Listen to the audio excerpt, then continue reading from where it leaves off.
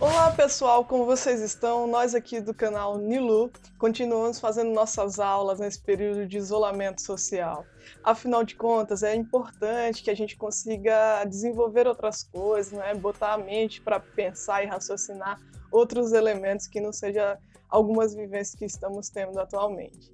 Afinal, você sabe o que é fonte histórica? Esse é um conhecimento muito importante para que a gente entenda como a história é construída e como que é o trabalho dos historiadores, né, que constrói esse conhecimento tão importante para o nosso dia a dia. Então, fica aí ligado. Lembrando, se você gostar, deixa o seu joinha, se inscreve no canal, né? Não se esquece de apertar o sininho, porque a cada nova inscrição, nosso canal cresce cada vez mais. Chegamos a 200 inscritos no canal e estamos muito felizes, tá certo? Então, pessoal, roda a vinheta que vai começar a aula.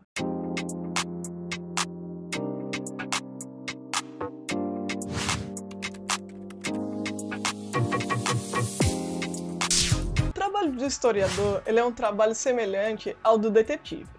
Pois é, nós, historiadores que construímos a história, que escrevemos o conhecimento histórico, nós precisamos fazer um trabalho semelhante ao do detetive. A gente precisa investigar os indícios, investigar as pequenas pistas, as pequenas coisas que nós temos, para conseguir compreender como que aquele momento histórico, como aquele fato histórico ocorreu. Porque muitas vezes a gente tem muito pouco indício. Por exemplo, se a gente olha para a pré-história, a gente pode ter um resto de fogueira, um pouco de cerâmica quebrada, um pouco de ossos perto. E vamos dizer que nós temos um esqueleto. Então a gente tem aqueles poucos indícios para contar a história do que aconteceu ali naquele lugar. E analisando o tipo da cerâmica, como ela foi construída, o tipo de comida que estava sendo comida ali, a gente pode escrever um pouco da história, mesmo no momento da história que é chamado de pré-história. E eu falei, inclusive, no vídeo sobre o tempo histórico, que a pré-história, embora tenha esse nome, é um momento de muita história.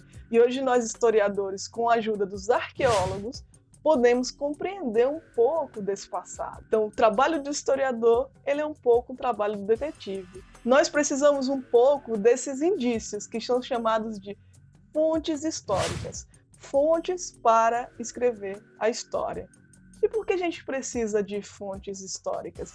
Porque o historiador precisa desses elementos para construir a história. Mas o que são fontes históricas, né? Afinal de contas, eu comecei essa aula fazendo essa pergunta para vocês. E nós vamos dividir as fontes históricas em 4 tipos. O primeiro tipo de fonte são as fontes escritas, como eu coloco aí para vocês. As fontes escritas, elas podem ser jornais, elas podem ser documentos, livros, revistas, cartas, diários, a própria célula de identidade, vários documentos que nós temos hoje em dia. Essas fontes escritas, durante muito tempo, elas foram reconhecidas como a fonte assim, mais importante para a história. Hoje em dia a gente não pensa assim, porque até mesmo as fontes escritas elas podem ser forjadas, ou seja, um documento pode estar escrito alguma coisa que não necessariamente aconteceu daquele jeito. Por exemplo, às vezes as pessoas não têm documentos que está escrito o nome errado ou o lugar que ela nasceu errado. Isso também pode acontecer com os documentos históricos. Então é por conta disso que a gente precisa pegar vários documentos, várias fontes históricas, não só os escritos, como vários outros, para interpretar um fato histórico. Outro tipo de fonte, que é uma fonte histórica, são as fontes visuais, como eu demonstro aí. As fontes visuais, elas podem ser fotografias, pinturas, desenhos, cartões postais, como eu demonstro aí com a pintura rupestre nas cavernas, ou, por exemplo, uma parede esculpida no Egito Antigo, ou até mesmo uma foto, né, do período colonial no Brasil. Então, aí são fontes visuais, fontes que nos ajudam visualmente a compreender a história. Geralmente eu uso bastante nos meus vídeos charts. As charts também são fontes visuais. Outro tipo de fonte para a gente estudar a história são as fontes orais.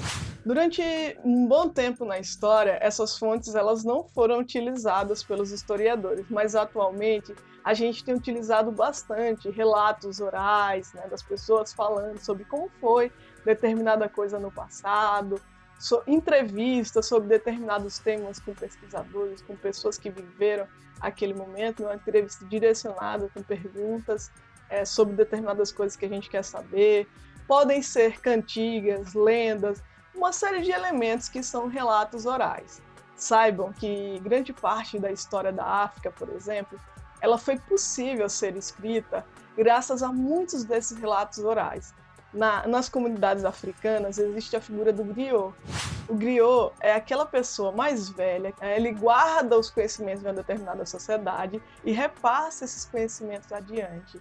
Imagina aquela pessoa que tem um conhecimento sobre o passado, sobre os ancestrais, sobre como se formou a cultura e os elementos daquela comunidade.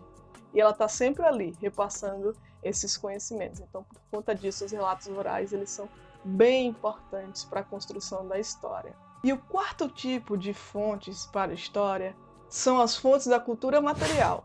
A cultura material, como vocês podem ver, são todos os objetos, elementos que podem contar a história.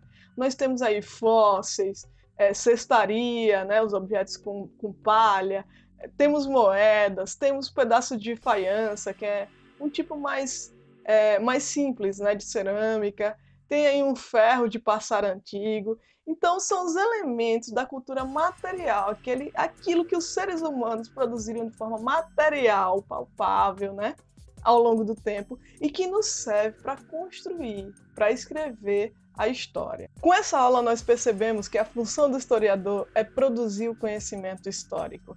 Então ele vai investigar, pesquisar, correr atrás, analisar, até entender esses vestígios, esses elementos que ele tem para poder construir a história. Então, a partir desses vestígios que ele constrói, que ele vai buscando ali, ele vai buscar, seja nos relatos orais, na cultura material, nos documentos, nos elementos visuais, elementos para construir, né, um entendimento sobre a história. Então é esse o trabalho do historiador. Por isso que o trabalho do historiador tem essa semelhança, né, com o investigador, com o detetive, porque ele vai buscando nos pequenos indícios para entender como aquele passado, como aquele fato histórico foi construído.